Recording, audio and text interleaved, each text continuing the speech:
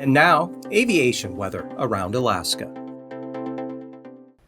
All right, flying weather here for Sunday morning, showing good VFR in the interior, right on down into the southwest coast of Nunivak Island, narrow band of VFR up to St. Lawrence Island, IFR in the Brooks Range, western Arctic coast, or western North Slope, western central Arctic coast, and extending down there in toward Shishmaref, northern Seward Peninsula. Marginal VFR early on here, Copper River Basin. As far west as Cook Inlet and areas, and IFR along the North Gulf Coast and toward the Panhandle.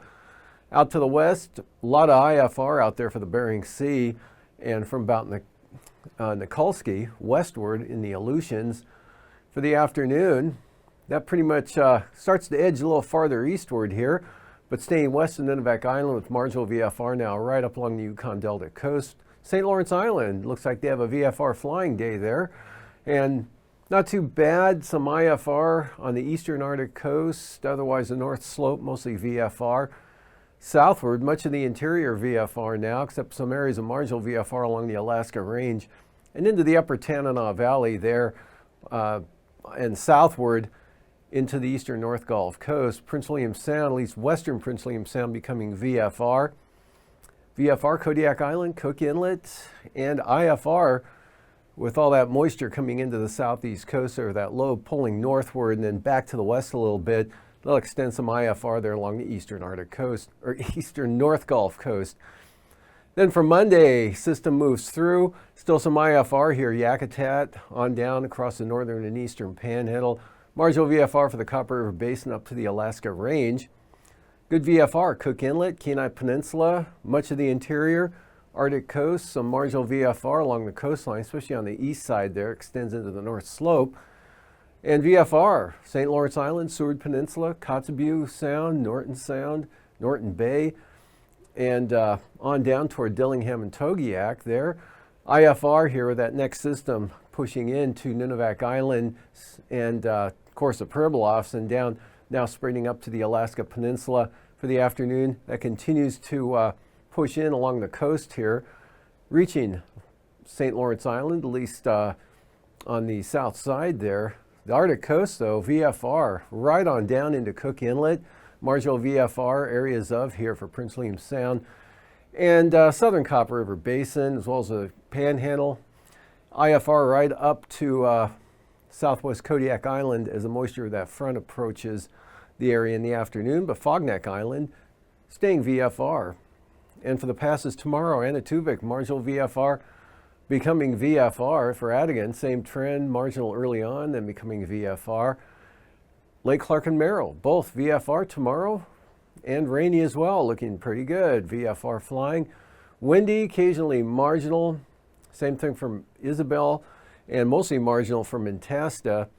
And for Tanita, marginal VFR becoming VFR early on, mid-morning or so, and Portage, again, improving during the morning hours to VFR. Chilkoot and White, though, IFR.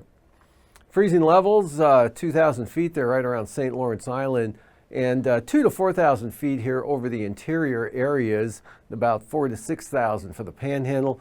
Warmer air out here to the west ahead of that next system coming in and the southwest flow associated with it there. You can see 14,000 feet there right up to about Adak. And icing, that system bringing a pretty good area of considerable moderate rime icing, St. Matthew Island right on down across the Pribilofs into the Alaska Peninsula there. Higher pressure, icing free here over the interior, and possible areas of icing here over the Copper River Basin southeast interior, and of course into the Panhandle. And for the jet stream here, we've got good southwest flow with that storm coming into the southeast coast there at 100 knots right across the central Panhandle. Strong northwest flow here, 100 to 130 knots from Bristol Bay down across southwest Kodiak Island. And then out to the west, this upper trough here bringing a good westerly flow into the southern Bering Sea. And at 9,000 feet, looking at 60 to 75 knot winds here with that system to the south of it, and then more southwesterly and diminishing here, and becoming quite weak as it reaches the southwest coast. Upper level low here with not much wind associated with it over the interior. Another one in the just south of eastern North Gulf Coast here 50 knots southwest winds into the southern panhandle, and at 3,000 feet, 55 knot winds there over the southern southeast coast, but much lighter up to the north here.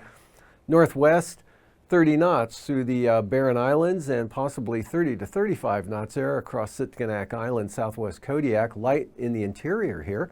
And out to the west, of course, stronger winds with the next storm out here, 55 knot winds blowing around that center. And for turbulence, look for considerable moderate St. Matthew Island to the Pribilofs, and also for the entire Aleutian chain, considerable moderate turbulence expected. And some mechanical turbulence here, isolated moderate for southern Cook Inlet, maybe southern Kenai Peninsula, Kamishak Bay, Kodiak Island, and then back to considerable moderate here over the southern panhandle with that band of stronger winds.